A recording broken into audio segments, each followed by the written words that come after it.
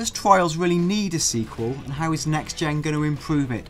That's the question I'll be asking Matt Elliott of CVG. Hello. And I'm Dan Dawkins from CVG, and I will confess I know very little about the original Trials, apart from knowing it's motorbikes and skill based. But it's not something I ever played because it skipped the PlayStation platforms last time around.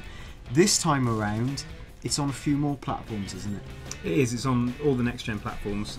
Still inexplicably on 360, but not on PS3, and it's on PC as well. And that it is still this core idea of stunts and precision, and there's some new stuff in it, and it obviously looks amazing. Does the world need a Trials sequel? I think anyone that's played the earlier ones will say definitely yes, and it is different, and it looks far better.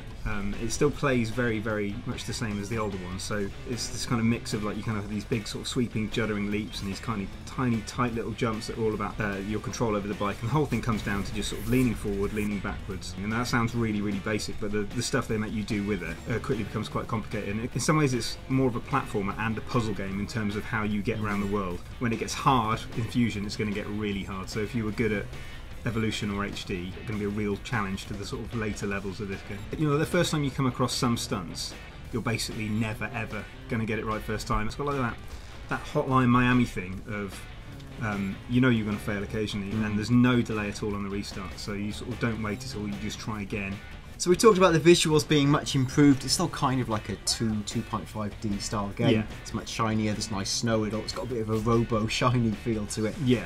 What else has fundamentally changed in the gameplay? One of the biggest new things is the just sheer volume of secrets that they've crammed into the world. And I mentioned before that it feels a little bit like a puzzle game in some places. There's 120 different hidden sort of secrets in and around the world, and they range from things like you can bail out off the bike on a certain jump and hit a cactus and it'll turn the whole level into like a mescaline trip, or you can park on a button and it'll change the course from day to night, altering the whole thing. The really hardcore guys are going to be wanting to look for all of these little secrets and stuff, and they can range from just novelty things to altering the entire track.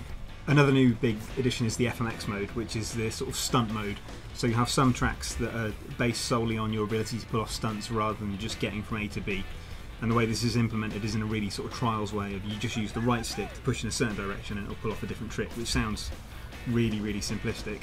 But when you're sort of spinning around in the air and you're trying to gauge how far you can spin or how many spins you can get in, it gets quite tricky. And also they've weighted the rider accurately, so the different stunts you pull off will kind of add a different physics element to it.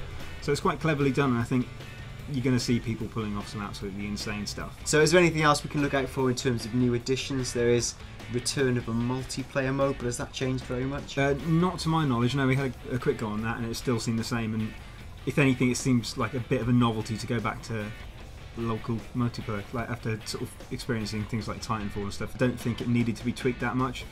I assume they're going to implement some of the stunt stuff into the multiplayer game. So for big fans of the original Trials, like, is this the sequel they were hoping for? Absolutely, yeah, I think so. It's got loads of new stuff in it. The stuff that is in there doesn't feel kind of superfluous. It's a little bit zany and stupid, but I think it's done in a really fun way. I think when it gets hard, it's going to challenge people that really love the game, and some of the additions with like social media and kind of, if you're doing the later levels, it's kind of pushing you to brag about it to your friends and stuff, which is a really cool idea. So basically, yeah, I think it's everything that the previous games were expanded. It looks better, it's full of secrets. I think people are really getting to it.